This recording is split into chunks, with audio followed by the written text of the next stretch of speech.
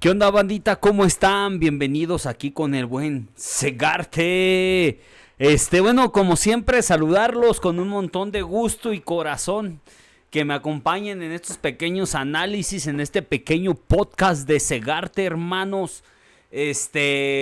Y bueno, si los que se unen a esta comunidad, los que ven estos videos, pues obviamente saben que tocamos diversos temas, tenemos diverso contenido, pero que siempre con un sentido más social, con un sentido más de lucha, con este sentido revolucionario, hermanos.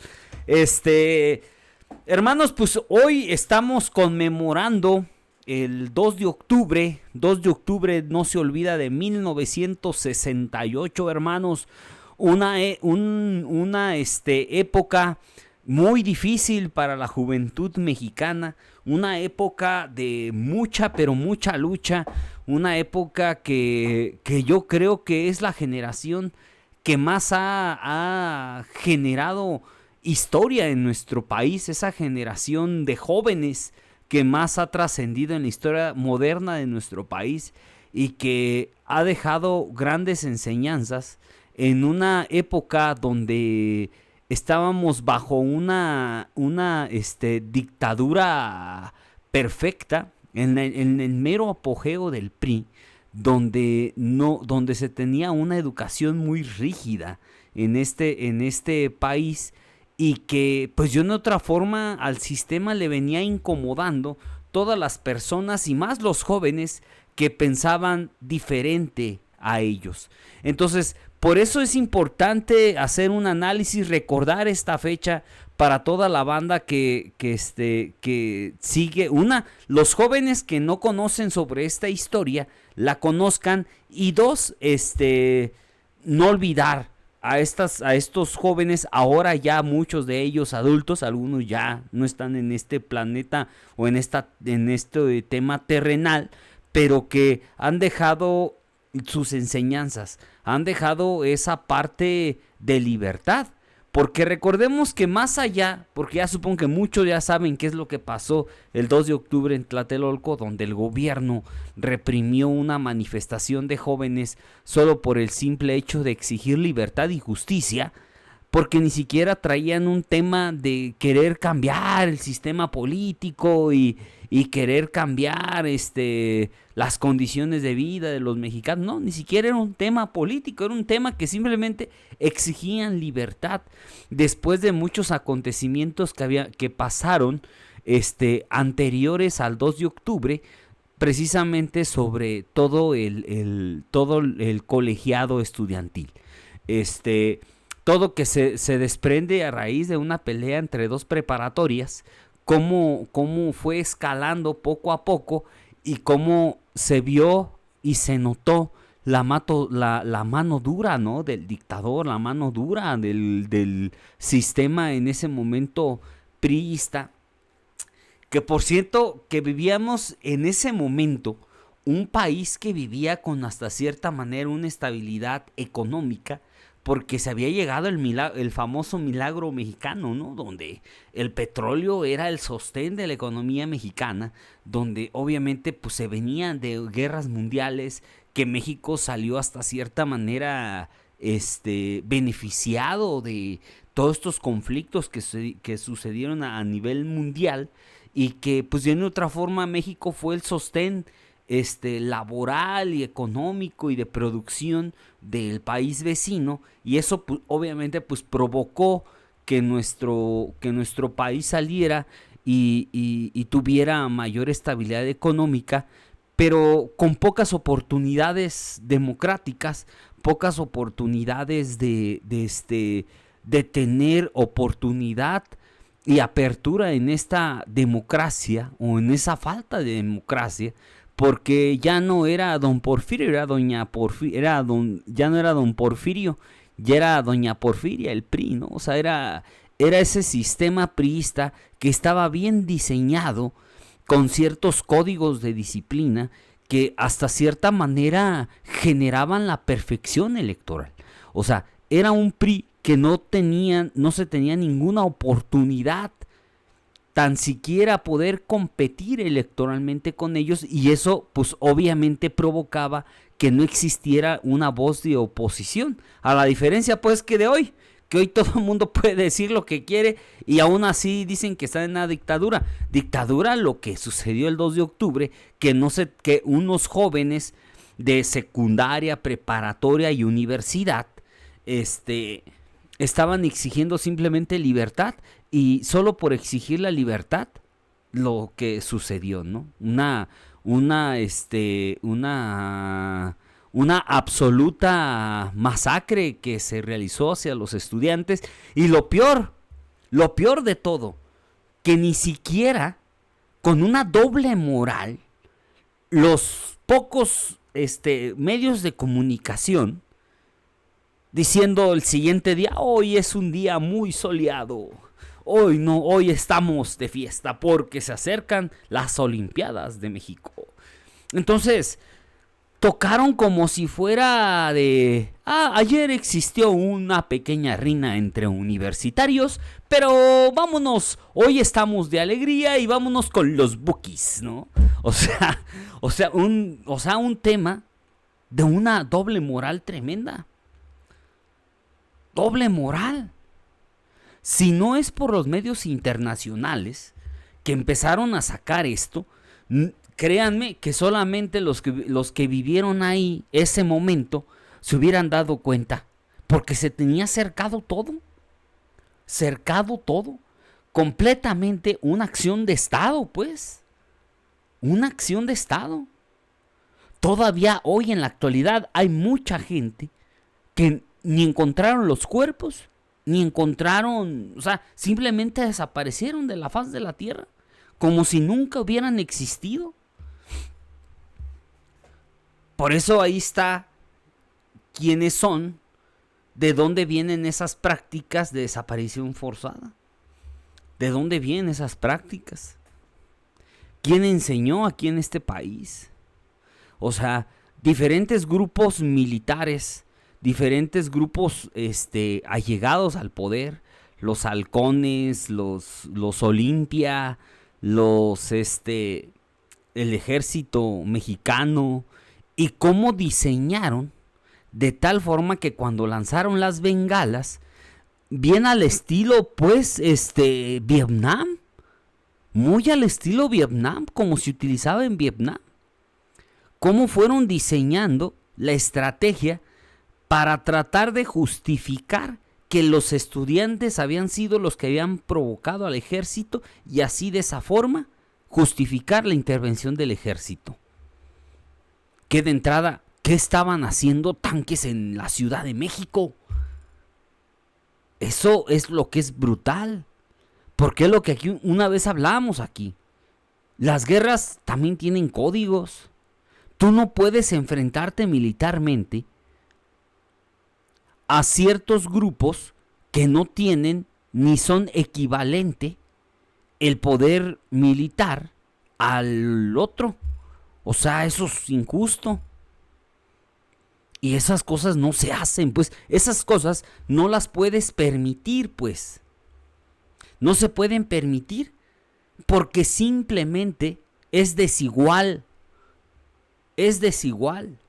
Y lo que dejaron los estudiantes, pues obviamente fueron primero los precursores, y yo creo que en ese momento no se imaginaban lo que iba a generar el 2 de octubre.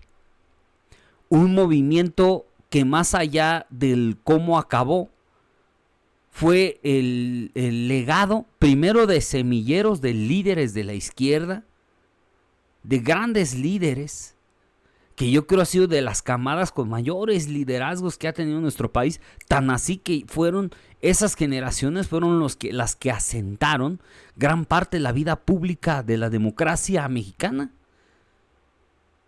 Gran parte de ellos. Y que esas enseñanzas son las que nos deja de soñar por libertades. Libertades.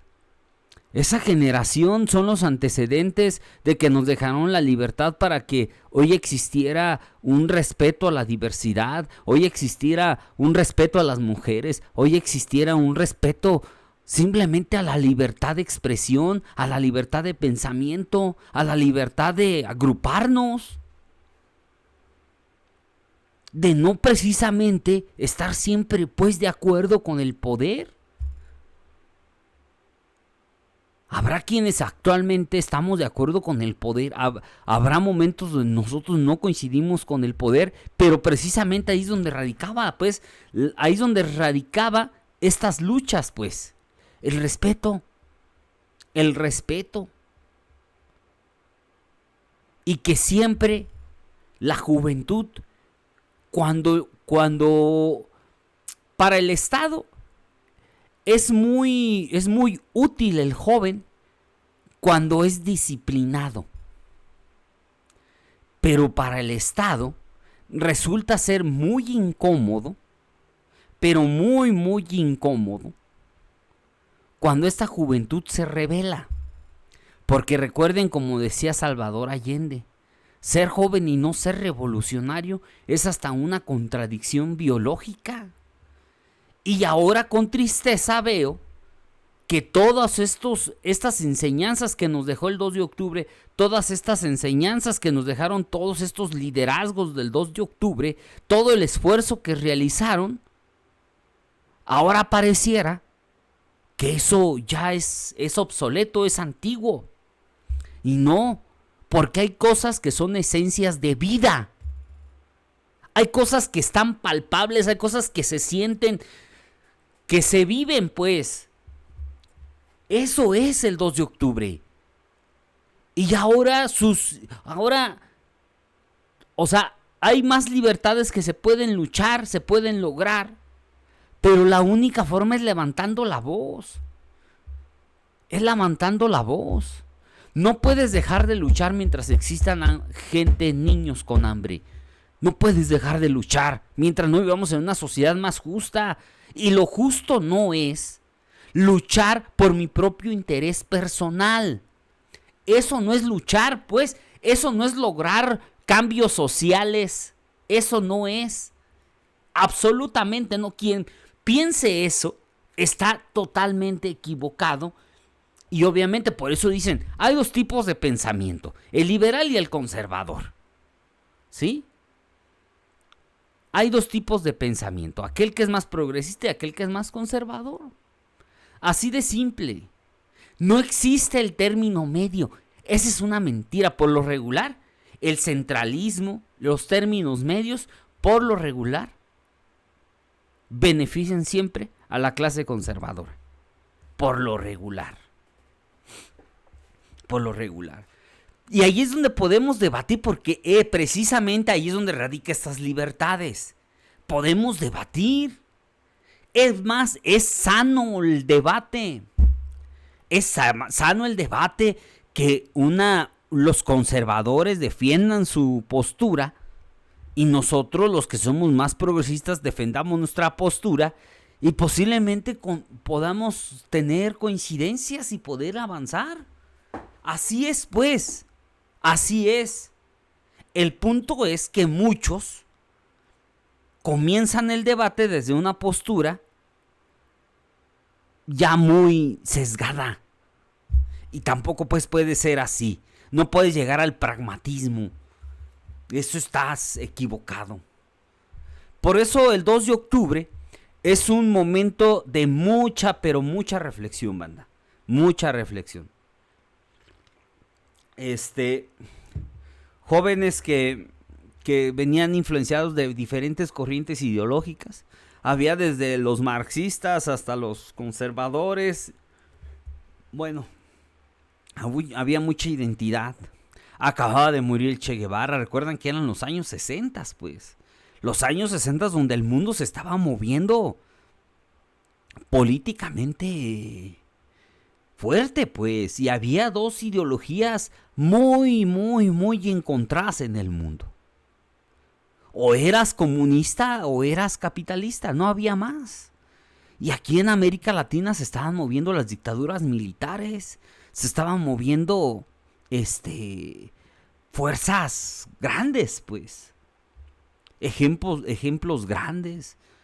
En Nicaragua, en Guatemala, en El Salvador, en todo lo que es Sudamérica, Argentina.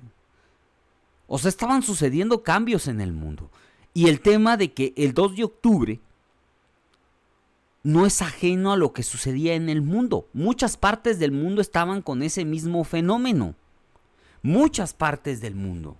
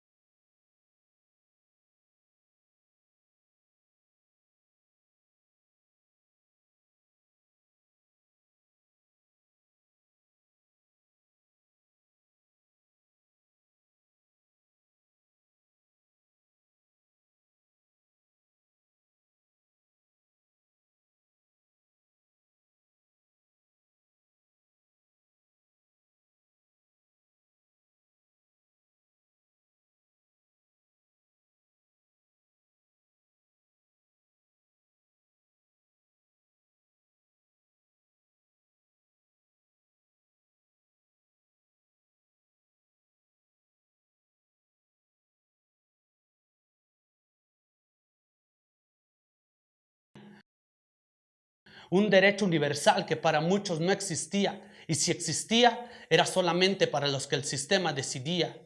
El niño era reprimido, pero poco a poco creció. Era hora de levantar la mano y exigir lo que nunca exigió. El sistema lo prohibió, pero lo que nunca comprendió es que lo único que necesitaba se llamaba aceptación.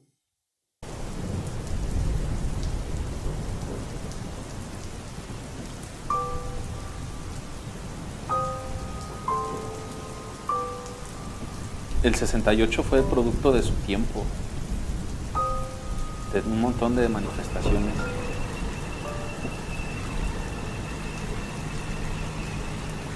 Fue también un movimiento en contra de todo el pueblo de México, porque aquí ningún sector estuvo fuera del mismo, ni el sector trabajador.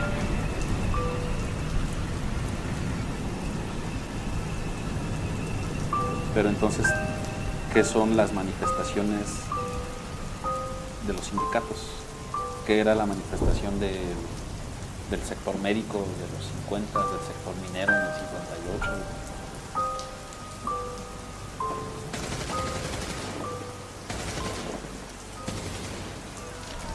El rock and roll como parte de una cultura que se estaba desarrollando dentro de los jóvenes, ¿sí? También fue tomada por el gobierno como una amenaza.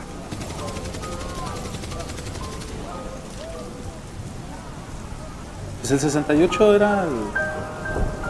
un momento álgido a nivel mundial, ¿no? Estaban las manifestaciones también de estudiantes pues, en Francia, ¿no? En Estados Unidos estaba este movimiento en contra de la segregación racial, de los derechos de la mujer, de los derechos reproductivos. En 1968 tuve la oportunidad de estar ya estudiando en la Universidad Michoacana en Morelia. En ese tiempo, tanto la prepa, el Colegio de San Nicolás de Hidalgo, ¿sí?, como todas las facultades, pues era un cultivo, un caldo de cultivo propicio para las tendencias políticas.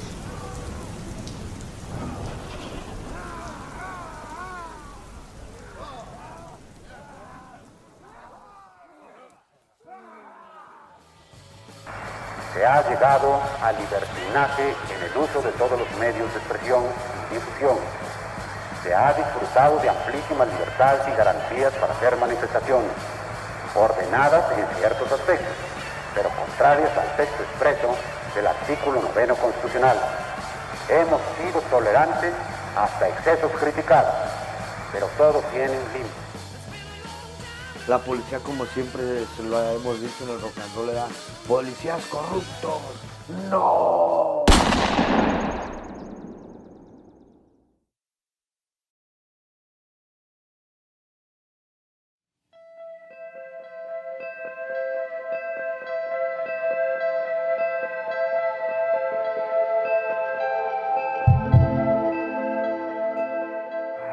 Al pueblo y a los estudiantes de México.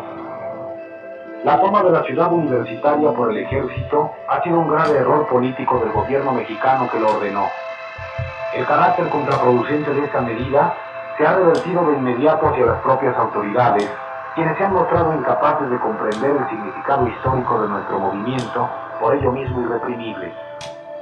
Este atropello a la autonomía universitaria, al estudiantado en su conjunto y al pueblo de México, representa una real subversión del orden constitucional que ha obtenido de inmediato una respuesta enérgica y democrática. El estudiante ha vuelto a ejercer plenamente su derecho a ganar la calle.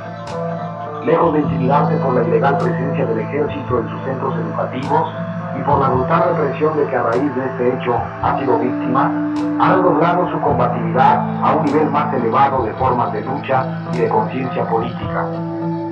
El Consejo Nacional de Huelga no está constituido por individualidades aisladas, al modo como quiere entenderlo la ceguera de la burguesía en el poder y sus coliseos, sino por los representantes del mandato expreso y directo de las bases estudiantiles, cuya iniciativa es el motor esencial del movimiento. Por lo tanto, aun en el caso de que la represión suprimiera al actual Consejo Nacional de Huelga, de las bases mismas surgirá siempre la dirección más adecuada en función de las circunstancias que se presenten, para la obtención de todas las demandas expresadas en nuestro pliego petitorio. Frente a un poder público cada vez más reaccionario y desprestigiado, se levanta una lucha cada vez más popular y decidida. Consejo Nacional de Huelga.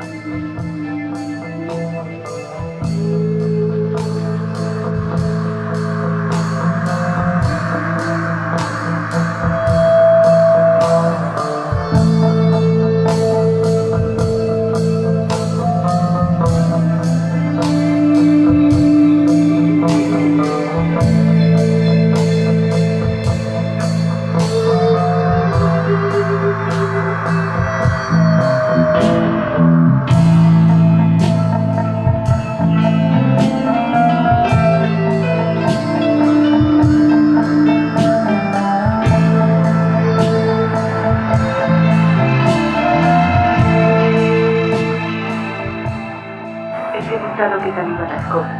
Si estaba la policía, si se esperaba un ataque y me habían dicho que no, que la manifestación parecía que iba a ser tranquila. En realidad, en la terraza de la escuela número 7, donde la semana anterior, durante la otra manifestación, la de las antorchas, había visto durante todo el tiempo a los granaderos con las ametralladoras a punto, no había nadie, ni siquiera los granaderos.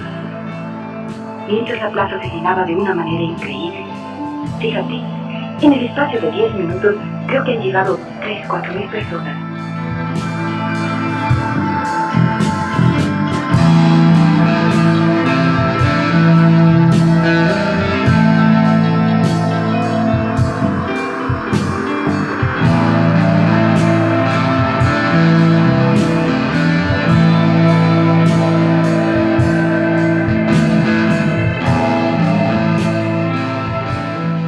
Desde 3 o 4 kilómetros de aquí, está rodeado con carros de combate y camiones cargados rotados con las ametralladoras, y no dejan pasar a nadie. He tenido que dar una gran vuelta y por eso he llegado con retraso.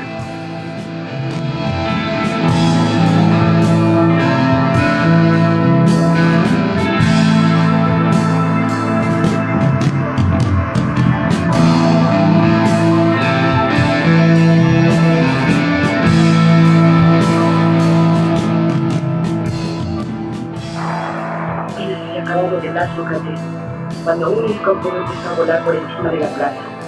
Un helicóptero verde del ejército. Círculos concéntricos, cada vez más bajo, cada vez más bajo. Estaba preocupada y le dije a Manuel, ¿qué es todo esto? Y él me contestó que no me preocupara. Los chicos no estaban excitados, estaban tranquilos, quietos.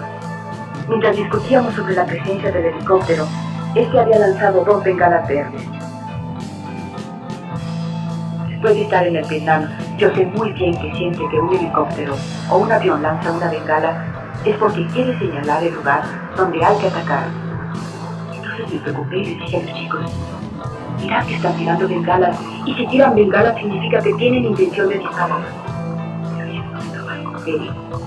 Y como sabían que había estado en Vietnam, me dijeron, hey, tú ves las cosas como en Vietnam.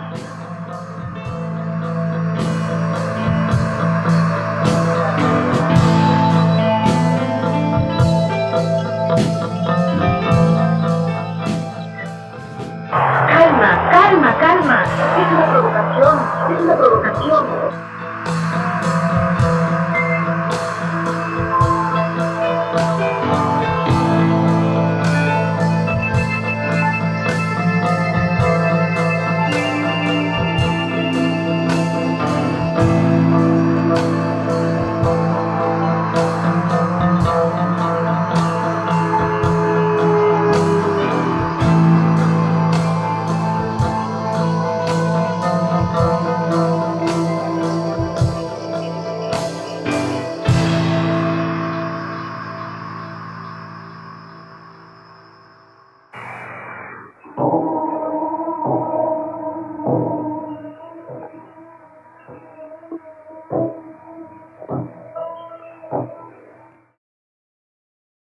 ¿Cómo ven, bandita? Bueno, es un pequeño video muy emotivo. Y bueno, pues eso fue lo que dejó el 2 de octubre. Reflejó un sistema que se estaba caducando. Un sistema que demostró la parte más dura de ese sistema. Y que recayó en contra de un grupo o de jóvenes que simplemente lo que querían libertad. Pero que no pensaron que ese semillero de jóvenes después iban a ser la tumba del PRI. Entonces, bandita, pues yo me despido con un montón de abrazos y corazones y bye. Bye. Su puta madre, me están dando ganas de bailar un pinche piñón bien loco.